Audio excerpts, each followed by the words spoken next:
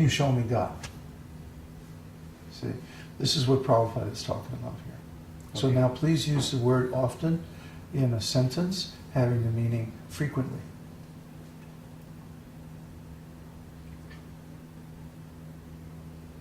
I often meet Joe at the store.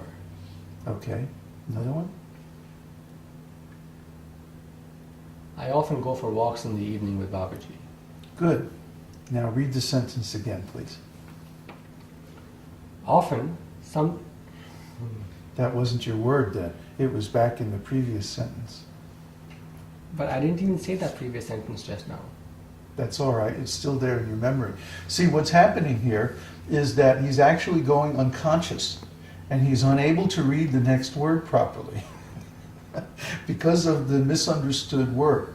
See, misunderstood terms cause unconsciousness. And the best way to find that out is by reading aloud.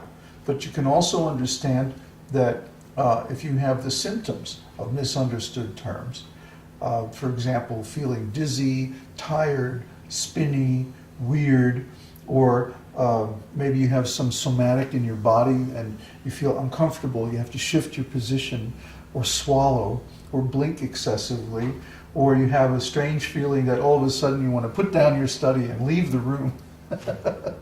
Or you get angry at the person who's presenting and say, no, that's not true, and like this irrationally.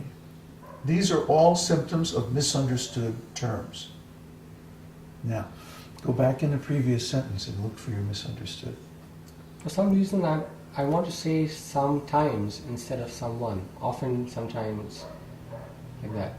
I don't know why I want to say sometimes instead of someone. Because you have a misunderstood term previous to that. The previous sentence is, we are very proud of our eyes. Seems very simple to me.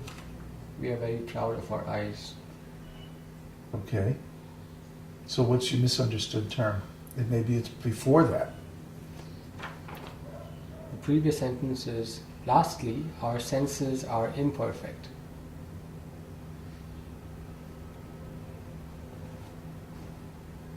Seems clear to me. Lastly, Lastly, what's that? as in he's talking about defect 1, defect 2, defect 3, and this is the last defect that he's talking about. Okay. What part of speech is lastly? I'm not so familiar with the different parts of speech. That's part of the definition. Okay? The definition of a word includes its meaning in the current context, the part of speech that it serves in the sentence, and its syntactical function in the sentence. Okay, so in this case, lastly means the last one of a series or number of things mentioned. Yes. Right, that's correct. But lastly, what does it modify?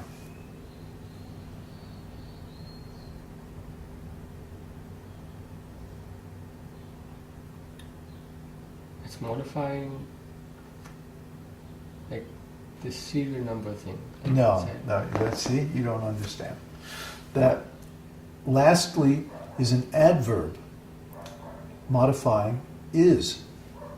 Read the sentence again. Lastly, our senses are imperfect. Are. It modifies are. Go look up lastly, just for the heck of it.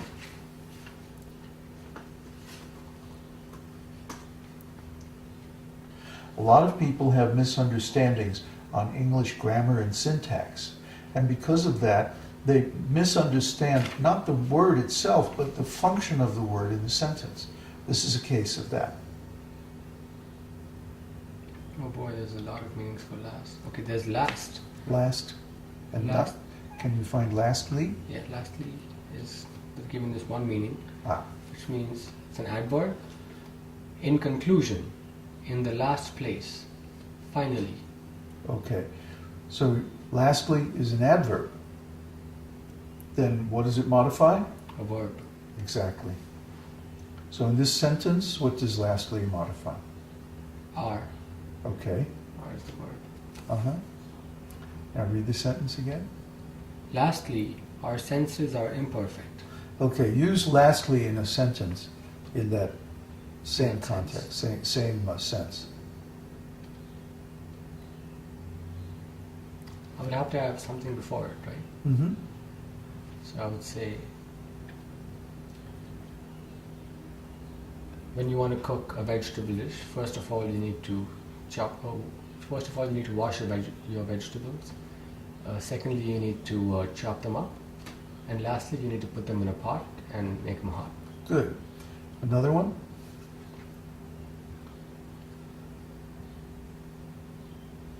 If you want to wash your clothes in the washing machine, you need to put in some water with detergent. Secondly, you need to put the clothes in and let them soak for a while. And lastly, you need to adjust the settings on the washing machine and let it run. What does lastly modify in that sentence?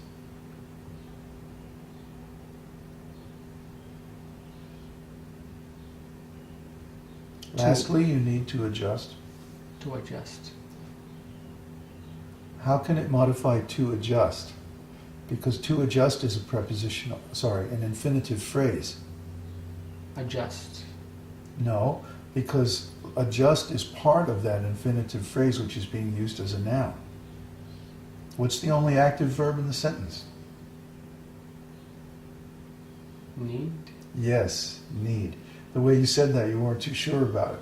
I always think of need as a noun for some reason. Like I have this need, that need, like that. Yeah, see, so the sentence that you made up was confusing in your own mind.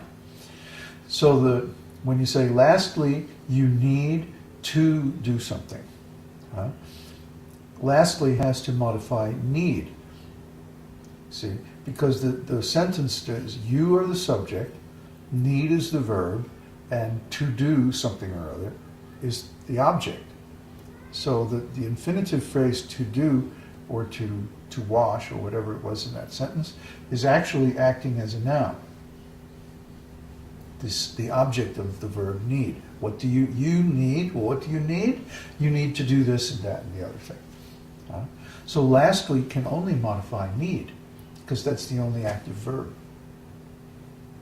But why do I need to know like these grammar terms and like that? Because it's part of the definition of each word. And if you get it wrong, as you just experienced, you will stumble later on. You will see one word as being a different word. You actually fall unconscious of the actual reality. And then your mind dubs in a different reality. You see? It's like dreaming. It's like going into a trance or passing out. It's actual unconsciousness. Okay? And we define a traumatic experience as an experience that includes pain and or unconsciousness. You see?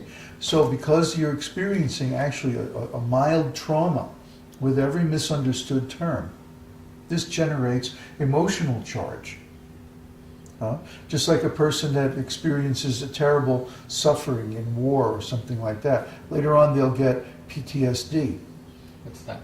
Post-traumatic stress disorder. Where the stressful or traumatic experience that they went through keeps coming up in different circumstances. And with us, it comes up every time we encounter a misunderstood term.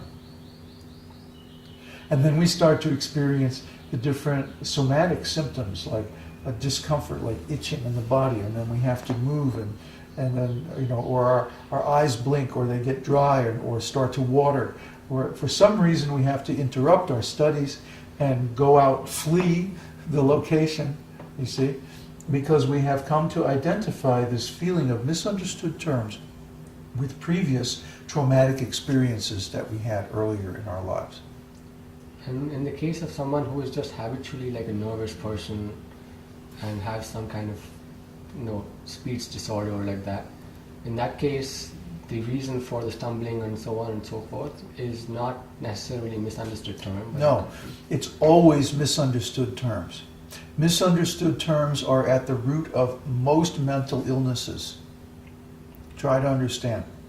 The only reason that a person goes crazy or feels that they have to run away or can't deal with a particular subject matter or stumbles is because of misunderstood terms.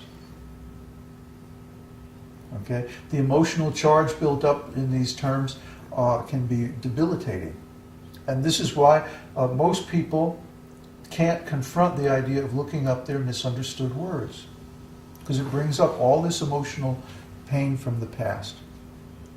But if you do it, and you go through it, and you finish the exercise, you'll find that it will actually rehabilitate your education and your comprehension and your ability to apply the things that you study.